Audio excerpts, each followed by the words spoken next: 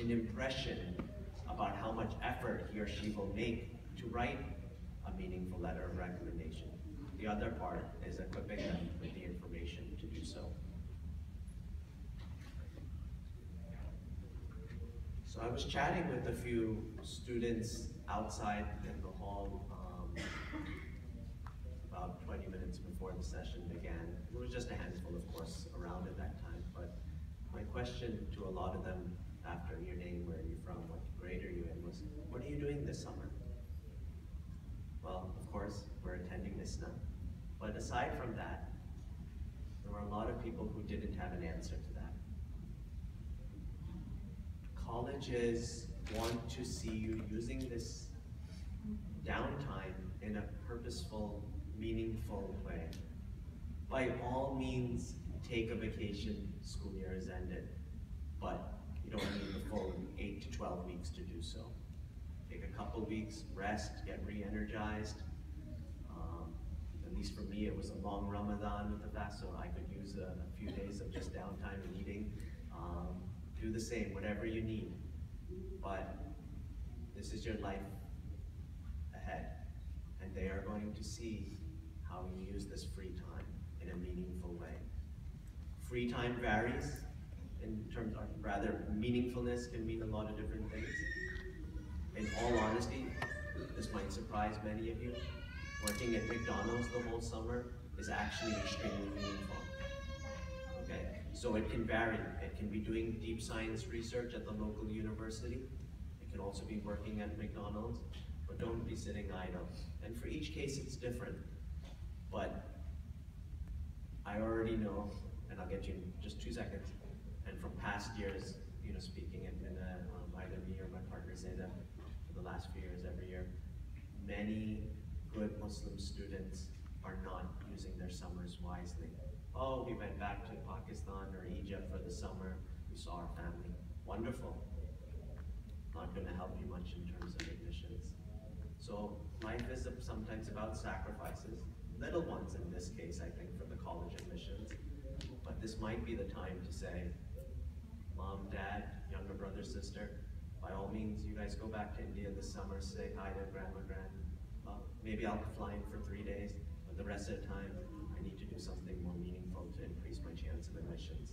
That's what other students who have those same goals are doing.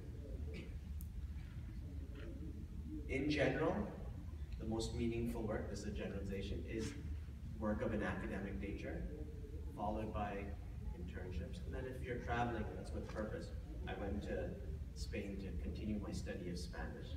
Not, again, I went to see grandma and grandpa, or, So, it's the nice thing about having ISNA July 4th weekend this year versus Labor Day is, you have a chance to course correct if you haven't found something meaningful to do this summer.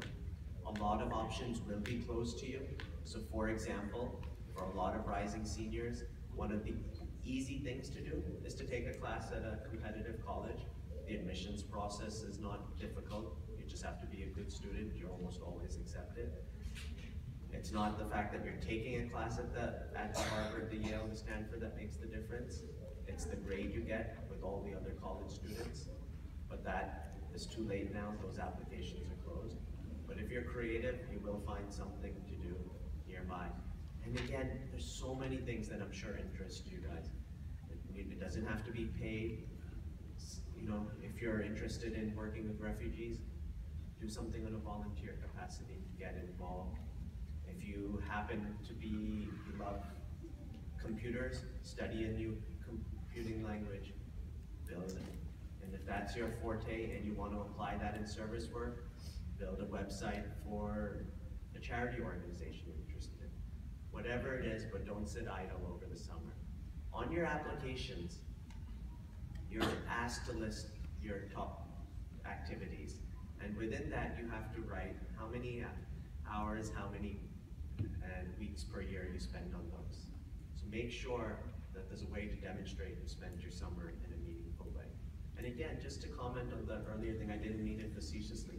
For some backgrounds, especially when there's a financially challenged situation, working at the McDonald's or any such similar job has so much much gravitas you can't even imagine. It shows tremendous responsibility.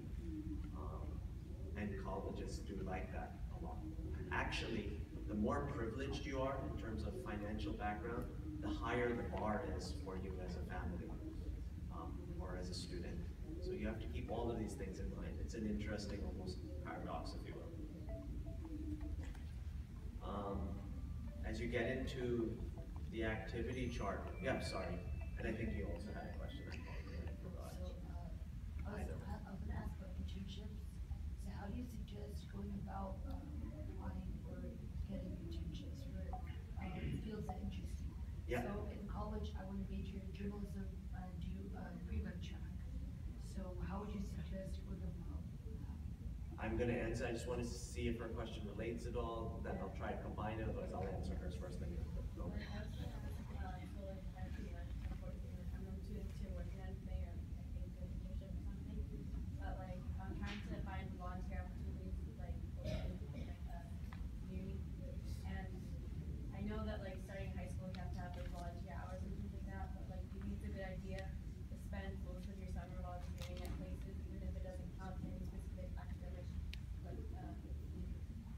So let me answer the first sister's question first, which was, how do you go about seeking an internship in a field you're interested in? In her specific example, or at least what she shared with me now, was journalism.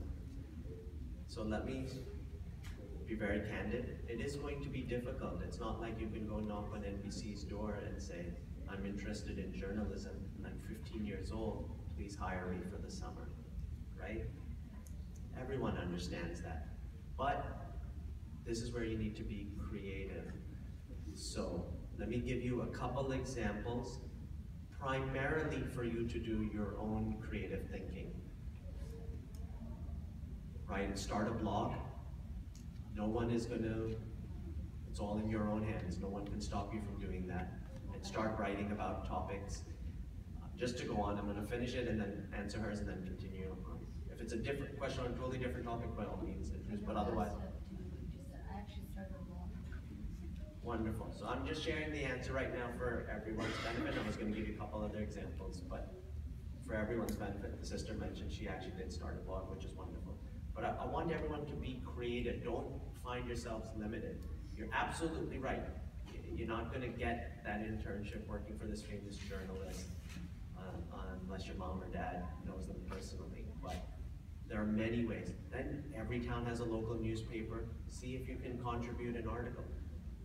So many, with the interest or awareness of Islam, I'm pretty sure, you know, a well-written article for a local newspaper that no one's heard of, they will happily take an article about Ramadan fasting or some of the more complicated topics that are in the news. So there are many ways to find something that are specifically related to an area of interest. The other sister asked something about volunteer hours. Actually, I'm going to add a little bit to her question to share my personal opinion. So a lot of people get very focused on volunteer hours, and they think that everyone needs to have a tremendous service component to their high school profile and then their applications. I totally disagree with that. Remember what I said about colleges are looking for a well-rounded class? So they will want to have some people who are tremendously service-oriented. Now, if you are required by your school, by a National Honor Society, by a certain organization to have a certain number of community hours to graduate to fulfill the class requirement, you have to do it.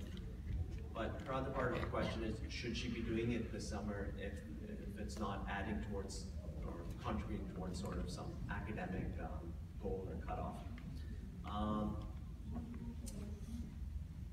Focus on your area of passion. If that is your area of passion for the summer, then by all means. But if it's something else, such as journalism, then do that. All right, so I got the 10-minute warning. Let me move a little bit faster. I want to go to a few things. The first line is what I want you guys to read here. So what we run are these application workshops. We spend 6 days, 10 a.m. to 5 p.m. just working on applications. The reason I emphasize this is I think in order to have something that stands out from the pack, you need to dedicate this amount of time. Can you get it done the night before? Yes. Will it stand out? Will it have that deep reflection that the admissions officer can notice? Probably not. All right.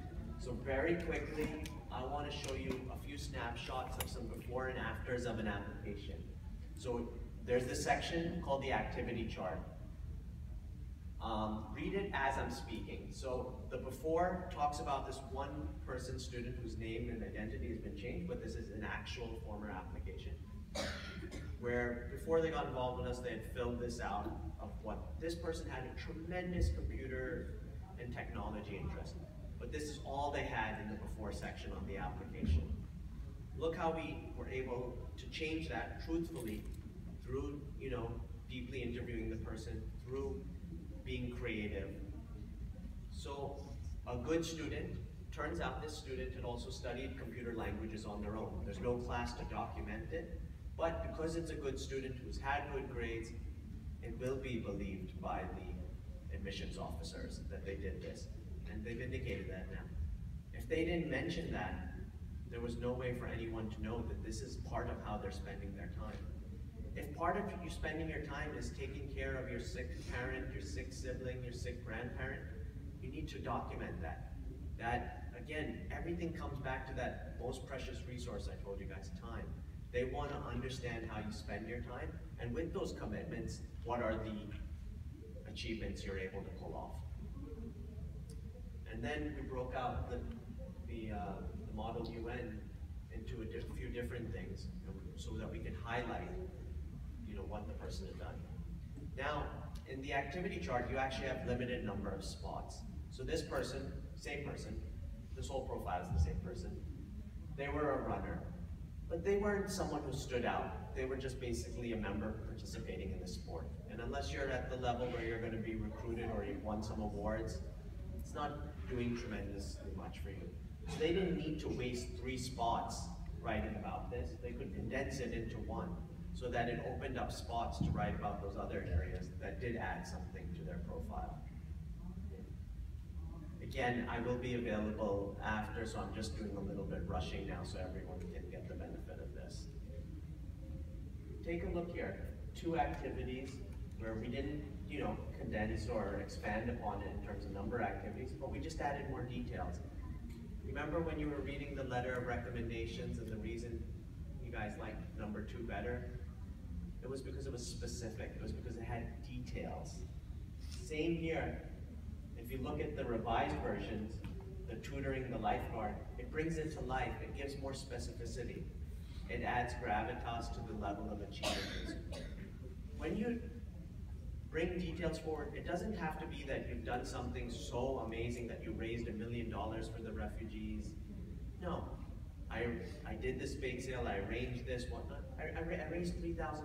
That's awesome. But tell what you did. I was able to bring together my community of 23 people, and for the first time, we discussed these issues. That specificity will help you stand out. They're not looking for crazy things. All right, 5 minutes. Read this essay. This is a little bit shortened version, it's just taking parts of an essay, and then I'm going to show you the after version. And you guys may not get to finish it. I see a lot of people taking pictures of this. I have absolutely no problem with the first parts. You've taken pictures, that's fine. This is someone's essays, which I've had the permission to share in a forum, not them probably thinking it might be copied, so don't share it forward, is all I would say. Take it, learn from it. Anything I shared before, by all means, feel free to share forward. These ones, I only have permission to share in a forum where they don't think it's being copied. And I recognize